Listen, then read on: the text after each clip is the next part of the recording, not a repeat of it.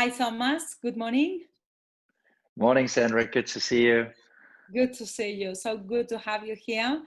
And thanks to help building us a better way, as you always do.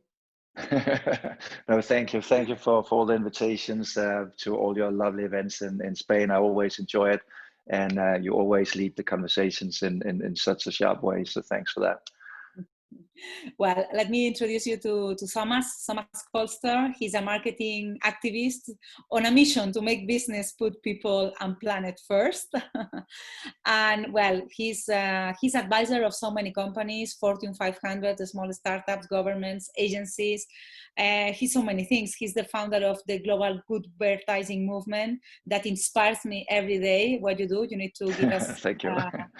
You need to give us a bit more of info of what you are doing now. He's also the author of many books. Amongst the books, and now you are working on the hero trap. Yes, Thomas? Exactly. Yeah. That is. We'll speak about it a bit later. He's a globally recognized speaker, keynote. He's inspired audiences of many countries and in many events. And he's also a columnist for The Guardian, The Adweek, The Drum, and so many things. So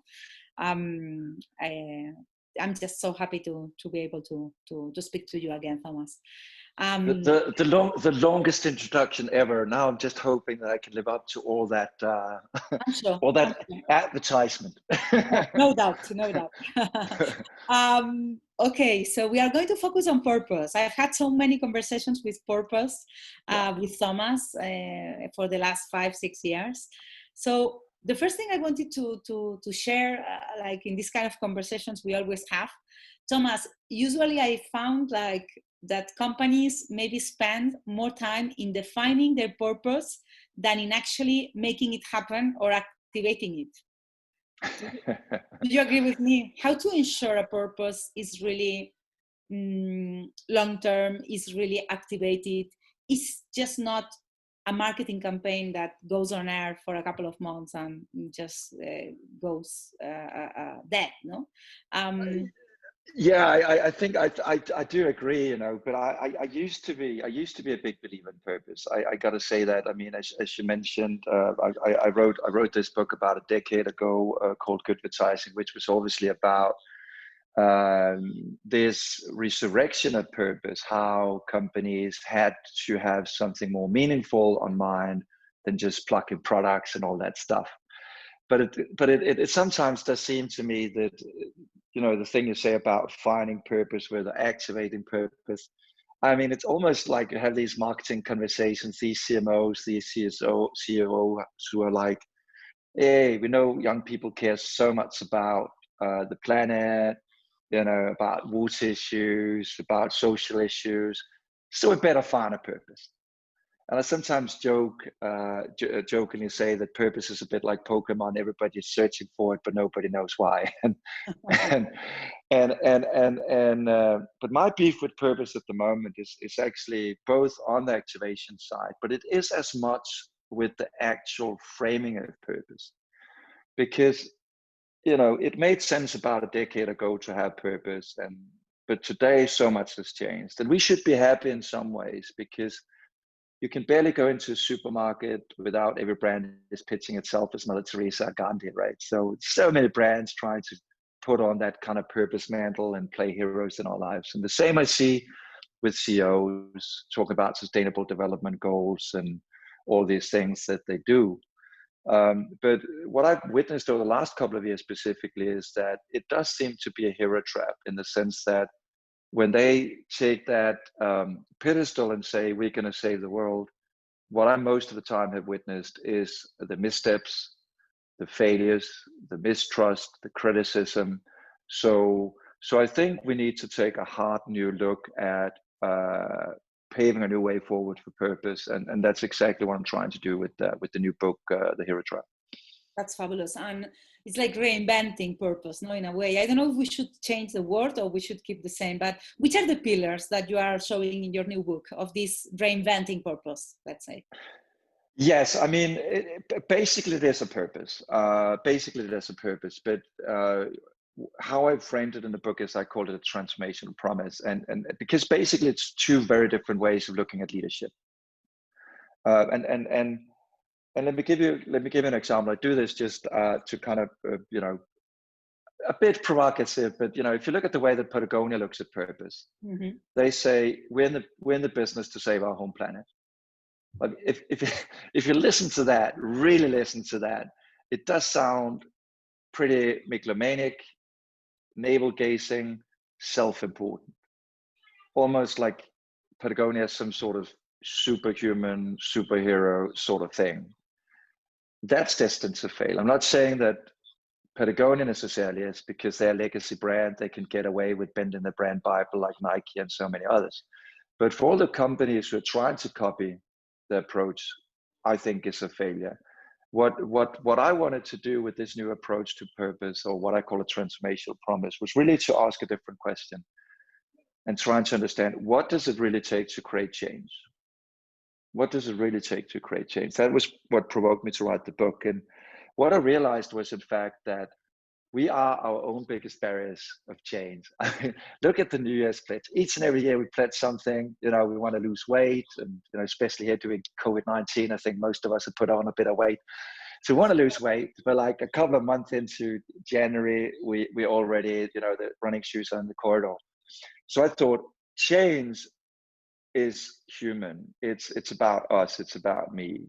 So the perspective for me was saying, how do I create change on a personal level? And that becomes a completely different sort of leadership that asks one other question, which is, who can you help people become? And I think that is the sort of leadership that drives change, that looks at my goals, my visions, my dreams. And I can give you another example to counteract the why approach to purpose, and move toward the who approach. There's a health insurance company that is in 7 markets. They're called Discovery, and in some markets Vitality. But their transformational promise, their purpose is to incentivize people to live healthier. So it's very concrete. It's not this societal difference. It's a transformational difference. And when we talk about activating purpose, I mean, I see all these claims, all these, 30, 35, 40, 2040, 2050, we're going to do this and that. We believe in this and that. And for me, it's a bunch of nonsense, because I have a choice. I sometimes jokingly and say this little analogy, think about it. If I'm finished with this interview and I come home and I take my girlfriend in being me unfaithful, God forbid, but she's there, she's with another man. That's a sad thing. And I'm like, honey, what's up? And she tells me, you know what, Thomas, what I'm going to do is I'm going to be more and more faithful towards you towards 2030. And in 2030, we're completely back together. And I don't think how many people would accept that. And yet again, these brands think we're going to do that. So for me, activating purpose, if you want to authentically live your purpose, it's not about trying to outcry each other, because every brand today is claiming to have a higher purpose and play a big role in society. It's not about outdoing each other, because if you had such a fantastic innovation, sustainable innovation that was better than anything else, you would need to talk about it. It would speak for itself.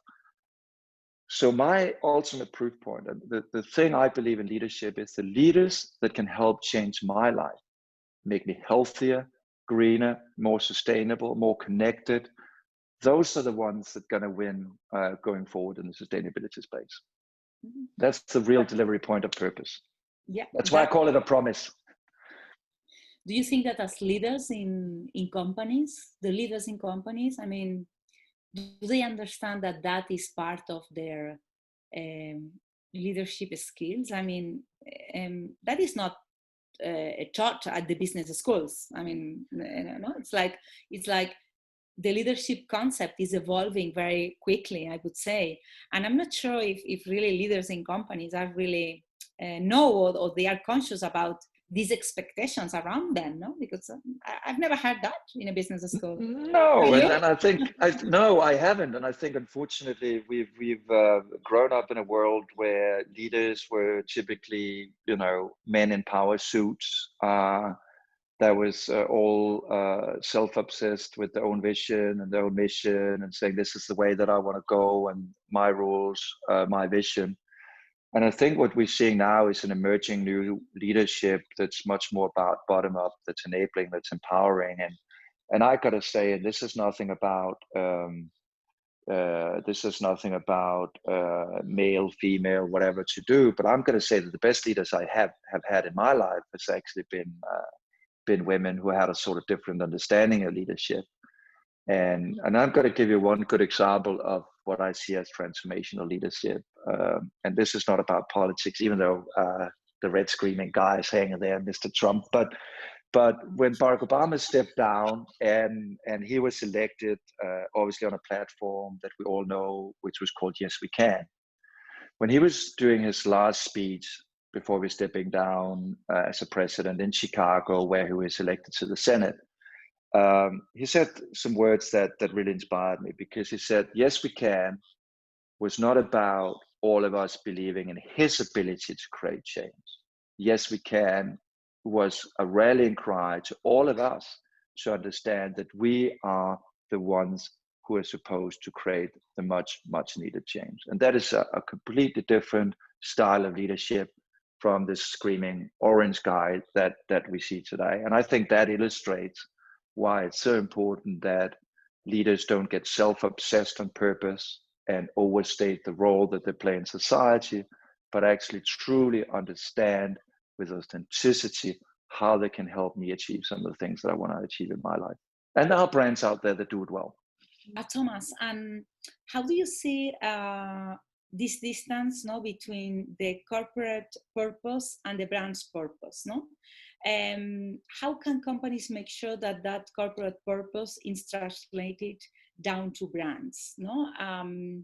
I'm sure that you have many examples. I have some people in my head, but I don't know. I don't want to speak about the specific brands, but you have these kind of corporations that are really moving, let's say, strongly, you know, in on the corporate side, maybe with CEO, with the CEO just claiming for the regeneration of the industry, just giving or having good commitments in terms of environmental impact and social impact. But then they have powerful brands, and the brands are not there.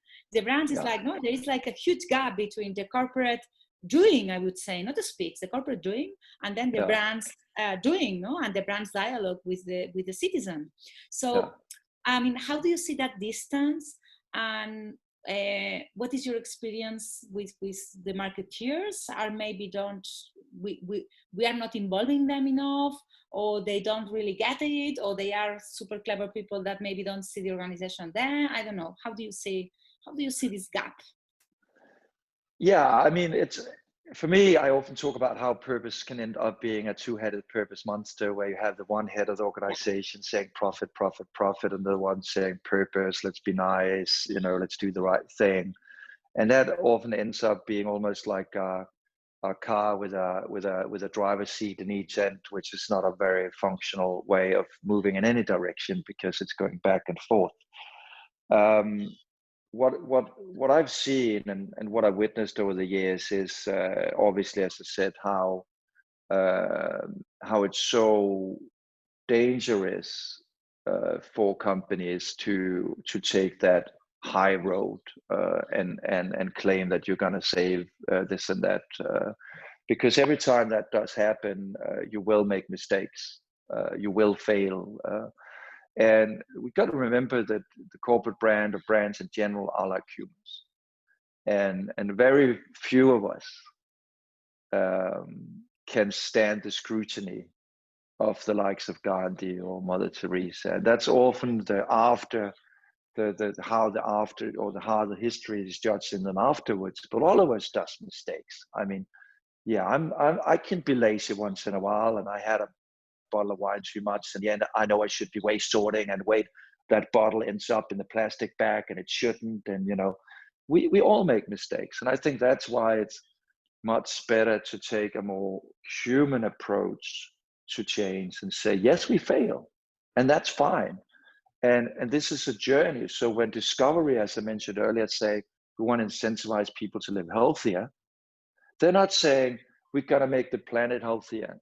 So I can't point fingers at Discovery because they're trying to incentivize me. It's a coach, you know, we're working back and forth. We're trying to do this, you know, and I think that is, at least from my point of view, a better way of avoiding this kind of dissonance between the corporate and the brand levels, because it's an exercise. By the end of the day, an organization, even some of these big conglomerates, whether it's the non-PG, whoever it is, that have so many different brands with so many different voices, etc. And that's almost impossible to navigate. So I think we need to be much more humble about it and really try to find that meaningful connection.